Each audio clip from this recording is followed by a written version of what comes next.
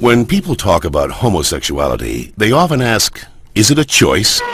I heard it is. Hello, what's your name? Christian. Well, Christian, let's see what the latest science has to say. Oh, that. To help us, here are two gay people, George and Martha. Before we can answer, is it a choice, we must first determine what it means to be gay.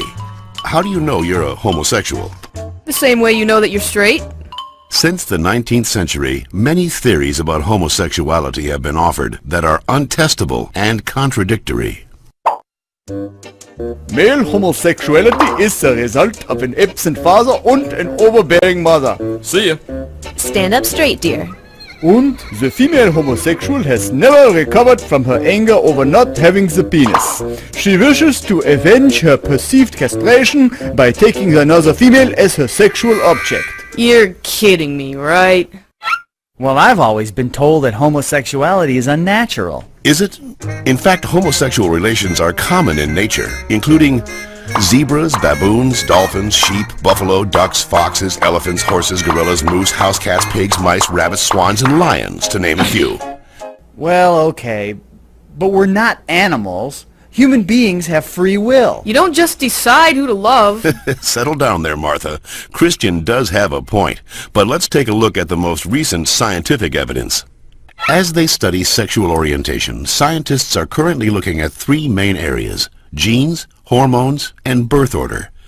Of course, most of these studies focus only on male sexuality. Sorry, Martha. What a shock.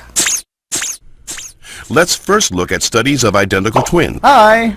When one identical twin is a gay man, the other twin is gay up to 70% of the time, far higher than would occur if genes played no role. In fact, these studies show that genes play a greater role in determining sexual orientation than they do in whether or not you're right or left-handed. And we don't punish the left-handed. Well, not anymore. Let's get it! Scientists have recently noticed a striking statistical phenomenon.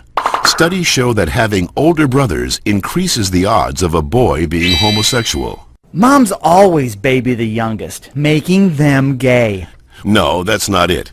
When a woman is pregnant with a boy, scientists are realizing that her female body often sees the male fetus as a foreign object and begins to produce antibodies against it. The more boys a woman has, the more adept her body becomes at feminizing the fetus, which may explain why with every successive boy, the odds that he will be gay go up significantly. All right, maybe you all accept it, but what about those people who started out gay and say they became straight by discovering God? What about ex-gay ministries?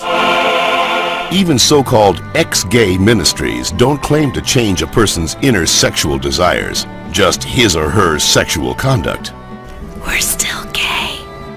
If these places really work, why don't they all use the same technique? Why does each ministry experiment its own way? Well, And why have so many members and leaders recanted earlier claims that they were changed? maybe these programs don't work for everyone, but what's the harm? How about the feelings of shame and guilt they instill and reinforce in their victims? Or the money, energy, and time they sap from people who have nothing wrong with them? Says you. Well, in point of fact, not just George says that, Christian.